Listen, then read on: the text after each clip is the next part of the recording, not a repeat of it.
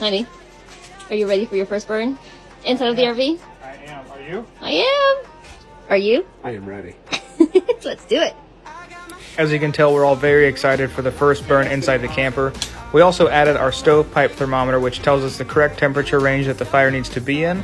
And because we added stovepipe mortar to seal all the cracks from smoke getting in, we had to get the fire up to 500 degrees to fully cure that mortar. Now make sure you go ahead and like for part 4.